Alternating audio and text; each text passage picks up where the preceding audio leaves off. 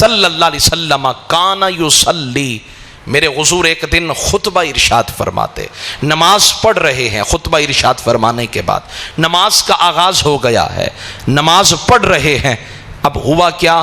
فرماتے ہیں فَإِذَا سَجَدَ وَصَبَ الْحَسَنُ عَلَى ظَهْرِهِ، جب سرکار سجدے میں گئے نا تو مولا حسن پاک او قال علی عنقہ، ایک روایت ہے ظہرہ، ایک روایت ہے عنقہ، ظہر کا معنی ہوتا ہے پشت، رقبہ، عنق کا معنی ہوتا ہے گردن۔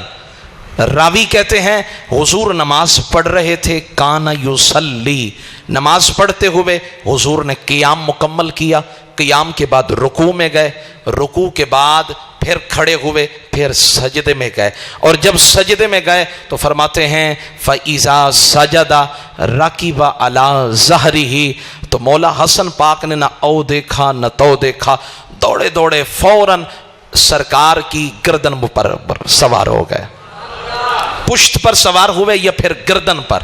اب گردن تو یہ ہے یعنی حضور کا سر انور سجدے میں ہے اور مولا حسن پاک سرکار کی گردن پہ اوپر بیٹھ گئے، اب سجدے میں سرکار ہے۔ اب حضور نے کیا کیا؟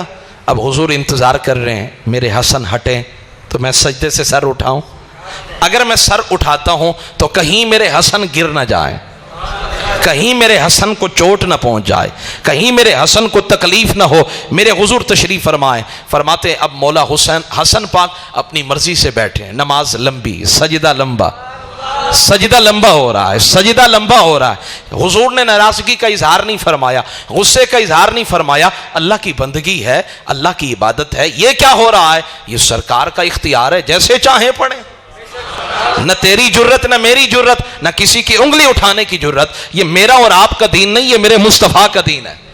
یہ کس کا دین ہے؟ مصطفیٰ کا دین ہے۔ اور سرکار نے سجدے کو لمبا کر دیا۔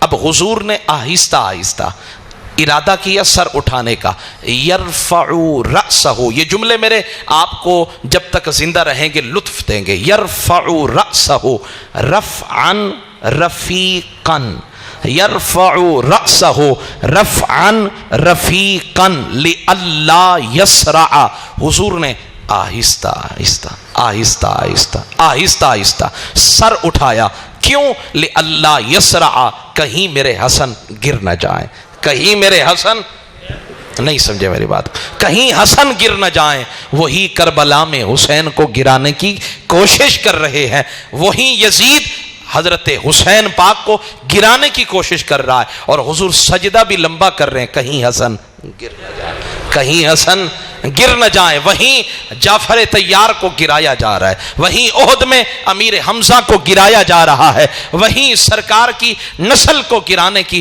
مذموم کوشش کی جا رہی ہے، اور حضور اسی نسل کے لیے سجدے کو لمبا کر رہے ہیں، کہیں لئلا یسرع، میرے حسن گر نہ جائیں۔ اب حضور نے آہستہ آہستہ سر اٹھایا تو مولا حسن پاک کو پتہ لگ گیا کہ نانا جان سر اٹھانا چاہ رہے ہیں، تو آپ ہٹ گئے۔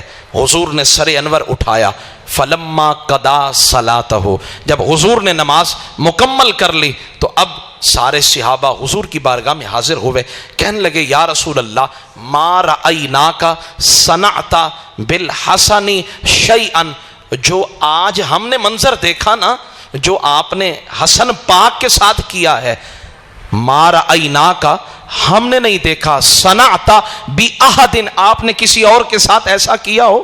آگے سے میرے حضور نے جواب کیا دیا؟ میرے حضور نے فرمایا انہو من ریحانی، انہو ریحانی من الدنیا، فرمایا دنیا میں اگر کوئی میری خوشبو سونگھنا چاہتا ہو، میرے حسن کو سونگ لے، یہ میری خوشبو ہے، میرے حسین میری خوشبو ہیں۔